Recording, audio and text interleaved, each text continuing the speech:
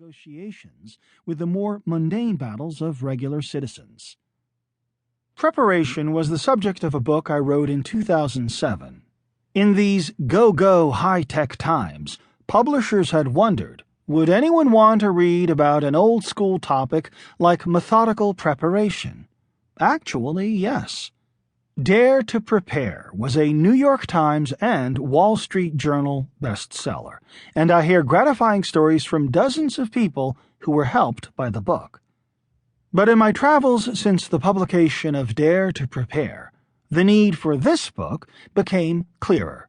I realized the most critical and overlooked preparation tool was the one that most people resist. Scripting gets the short shrift.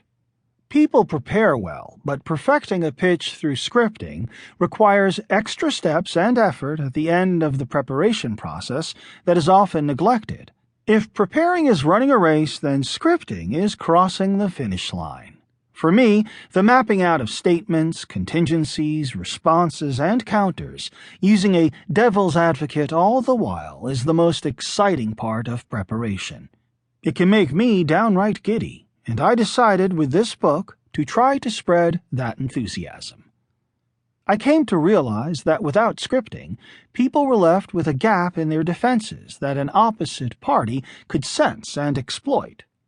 My clients and friends identified objectives, researched precedents, and imagined alternatives. But more often than not, if they were unfamiliar with scripting, they fell apart once they arrived at the proverbial table for the discussion. They found themselves winging it unnecessarily. On the other hand, when they did script, the added strategic reinforcements changed their outlook. Scripting is the best confidence booster I know. During the middle of my presentation to the cadets, I caught the eye of my friend, the Twins fan. Next to him, a female cadet was already raising her hand.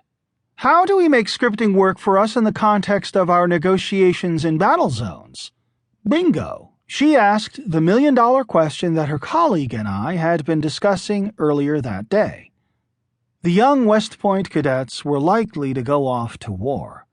They were going to be engaging in negotiations with tribal leaders and members of other militaries and irate citizens on foreign streets with stakes that make the commonplace negotiations in life and business seem trivial. I wanted to show them how scripting techniques that are useful in the most rudimentary situations could be adapted to many of their own life or death situations. It's the same process, I explained, whether rehearsing for a budgetary request, selling without sacrificing your price, buying a car, presenting the birds and the bees to our children, settling a debt, offering condolences, firing someone, suggesting a divorce, seeking a job, or marshalling support for an expanded medical research program. These are all make-or-break situations of a sort. Now, before I utter another word, I want to be clear that I'm not advocating the end of extemporaneous expression. The vitality of every type of relationship, business or personal, lies in people's ability to express feelings spontaneously from the heart.